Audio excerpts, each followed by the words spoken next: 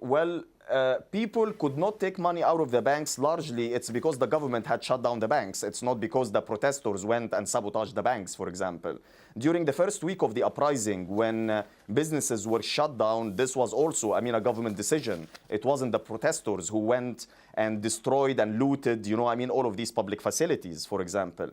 Thirdly, sir, and that's very important, who sets the priorities of the revolution? Who sets the priorities and say this is the priority number one and this is priority number two? It's definitely not me, and it's not the youth who are going now in order to establish channels of communications with the military junta, because this revolution does not have a leadership at the end of the day. And what the people do in the streets is what dictates our agenda. And it happens that millions of Egyptian workers, without any sort of agitation, they have already on their own have started striking. And these are not just economic strikes. If we are talking about overthrowing the regime, in every single company, in every single factory, in every single workplace, there is a mini Mubarak. Mubarak's minions are everywhere. And the unified demand all across those strikes is fighting corruption, impeaching and prosecuting corrupt managers. Third, or last but not least, if you want to talk about getting this country back on its feet, I think Mubarak's fortune on its own, which is estimated from 40 billion to 70 billion according to reports, can spare us USAID for another 50 years. If you read Al-Ahram, and I was shocked to find out that there was a report about the fact that the current cronies being investigated by the public prosecutor, their fortunes amount to more than $250 billion Egyptian pounds. The money is there. And if the military junta was really very keen about getting this country back to its feet, just go and nationalize, this money and get us our money back. It can be solved in a matter of couple of days. But don't go and blame those strikers who are fighting for their rights, because they've waited so long for that. All right, at this point, I want to bring in our other guest. Joining us from Doha is Shadi Hamid, Director of Research at the Doha Brookings Center. Sir, thanks very much for joining us. Your take on what you've been hearing so far from Hussam al-Hamalawi and the pace of reform in Egypt. Do you think far more needs to be done? Well, there's definitely a sense of frustration now. I think there was a misinterpretation of the military's role in the beginning. People saw the military as the savior of the people, but of course the military was part of the regime and was close to Mubarak for a very long time. So I think it was a little bit unrealistic to think that the military would become a pro-democracy organization overnight. It's not a pro-democracy organization. So we're starting to see some real frustrations coming from the protesters about the pace of reform. They want to see more. Perhaps the resignation of Ahmed Shafi is a positive step in the right direction, but I think from their standpoint, they want to see a lot more being done, from the lifting of the emergency law to trying certain Mubarak cronies, as Hussam was talking about.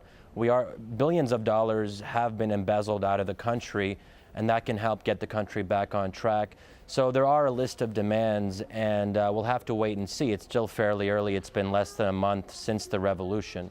Right. As far as the timetable of reform, it does seem to some people that the military has perhaps been in too much of a hurry to hand things off to a civilian government. And some say that there's a danger in that a lot of these reforms, there won't be time to enact a lot of these reforms before they hand this off to someone else. And so whatever reforms are made are likely to be very superficial. Do you think there's a danger of that?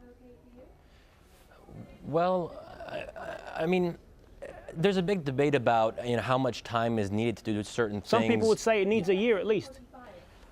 Well, I'm not sure about that. I mean, that is certainly one of the things that's been brought up, that 6 months is not enough to kind of undertake the reforms in preparation for the upcoming presidential and parliamentary elections. I think it's really about political will. Is there will on the part of the military to move quickly and to make serious changes on the ground? You don't need 3 months to decide you're going to hold certain Mubarak cronies to account and put them on trial. You don't need 3 months to decide that you want to overturn the emergency law. I mean, some of this is relatively straightforward. Where it becomes very difficult is in how do you design the electoral system? Are we talking about a proportional representation system? Are we talking about a winner-takes-all system similar to the US? So there has to be a debate about what will the political structure look like? What are the necessary constitutional reforms? That's where I think there is a legitimate argument to be made that 6 months is not enough. On the other hand, do you really want to have a one-year transition where the military is in power and starts to get used to being in power? That's also a risk, I think.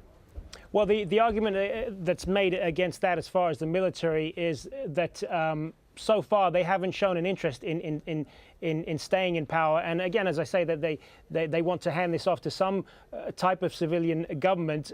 They certainly want a lot of admiration and respect with the Egyptian people for not turning their guns on their own people and for eventually forcing Mubarak out. They certainly want to keep that reputation intact, don't they? Well, yes, they do, but we're starting to already see some tensions between the military and the opposition. I mean, they used force against protesters last Friday using similar tactics that the Mubarak regime used, whether it's tear gas and so on. So, I mean, sooner or later, there's going to be more clashes between the military and the opposition. That's inevitable. Again, the people who are in charge are not known to be democracy activists. These are not people who love freedom. For 30 years or longer, they supported a very authoritarian regime. So I think we have to keep that in mind.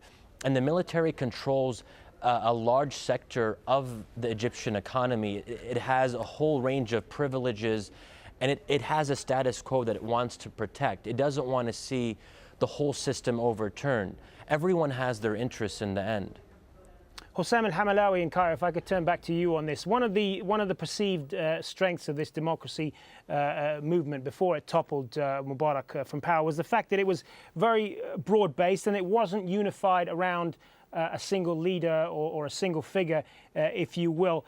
In the post-Mubarak era, could this now be seen perhaps as a weakness and at a time when leadership is needed now more than ever? Well, it has its own pros and cons. On the one hand, spontaneity is always something needed. It unleashes the creativity of the people, and you always hit the regime from where it never expects to be hit. But at the same time, as you proceed and you go along, a leadership must evolve. Maybe thank God that we didn't have leadership for the uprising, because the overwhelming majority of the current political parties and groups had already failed us before the uprising, and they were playing Mubarak's game. They knew the red ceiling. So I think it was a positive thing that we didn't have leadership for this uprising.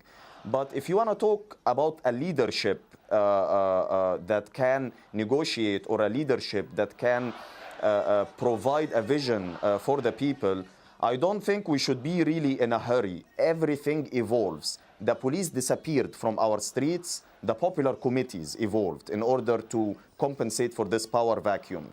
When the services collapsed in one area, the people stepped in with their own initiatives. So the leadership